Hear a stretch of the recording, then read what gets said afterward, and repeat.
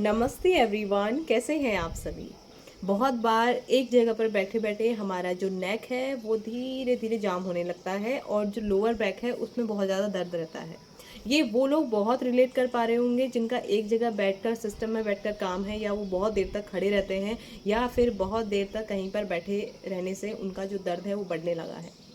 अक्सर देखा जाता है कि जो इस तरीके की जिनकी जीवन शैली होती है उनका जो लोअर बैक है वो बहुत दर्द करने लगता है और गर्दन हमेशा जाम रहती है, कंधे भी अकड़ने लगते हैं, जिसकी वजह से एक सीवियर उनको पेन आने लगता है और धीरे धीरे वो पेन सर्वाइकल स्पॉन्डिलाइटिस में बदलने लगता है।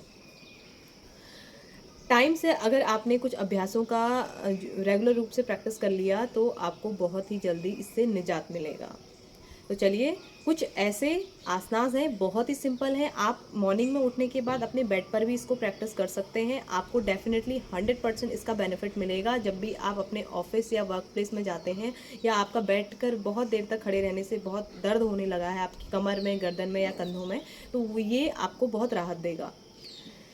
कुछ योगाभ्यास हैं जिनको हम अभी प्रैक्टिस करने जा रहे हैं, और आप चाहें तो सुबह या शाम कभी भी इनकी प्रैक्टिस कर सकते हैं अपनी सुविधा अनुसार, और अपने जो खान पान है उसका भी ध्यान रखेंगे। चलिए शुरू करते हैं। सबसे पहले अपने पैरों को पीछे आराम से फ्लैट रखेंगे और घुटनों के बीच में उतना गैप रखेंगे जितना आपके हाथ आगे खुले हुए हैं। एक सांस भरते हुए ऊपर की तरफ जाएंगे,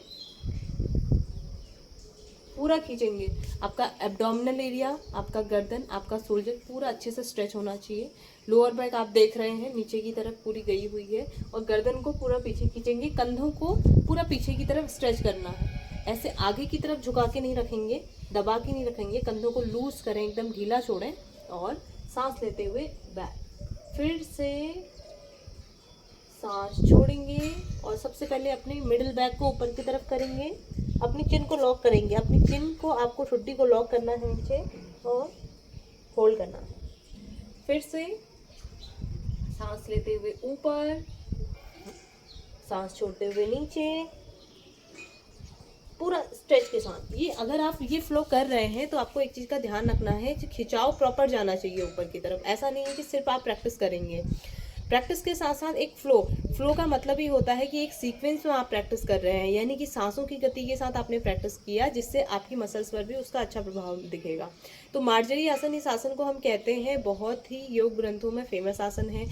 अगला अभ्यास करते हैं। अगले अभ्यास के लिए आपको फिर से मार्जरी आसन की स्थिति में जाना है, लेकिन थोड़ा सा वेरिएशन करेंगे। हाथों को पूरा आगे की तरफ स्लाइड करेंगे, और अब क्या करना है, इस तरीके से रैबिट पोज यानी कि शशांक आसन की स्थिति में जाना है, और फिर आगे कोबरा पोज करेंगे। फिर से शशांक आसन की स्थिति में जाएंगे, माथे को नीचे रखें, हाथ बिल्कुल खींचे हुए रहेंगे।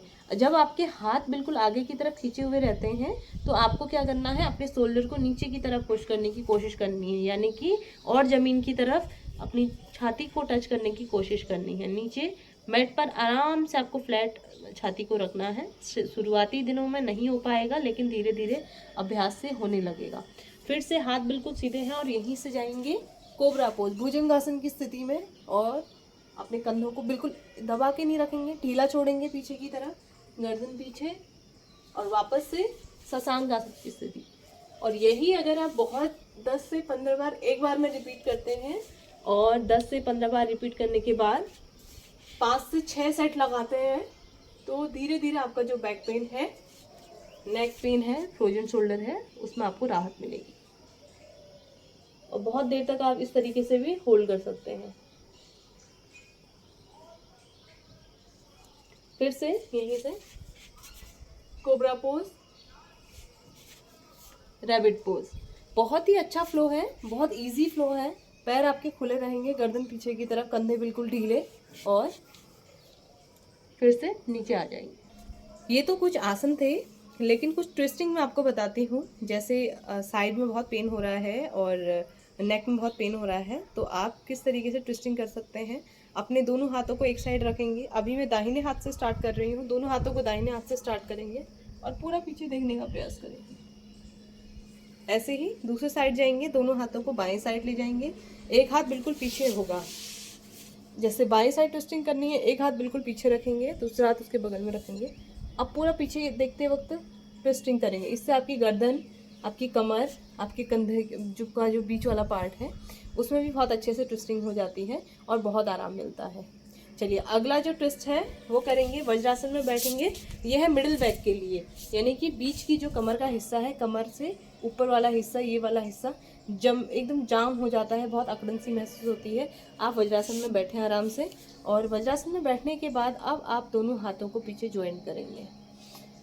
अब सांस भरते हुए ऊपर की तरफ खींचेंगे पूरा, 2 से 3 सेकंड यहाँ पे रुकेंगे। अब सांस छोड़ते हुए फॉरवर्ड, यानी कि आगे की तरफ आएंगे, अपनी नाक को नीचे टच करेंगे।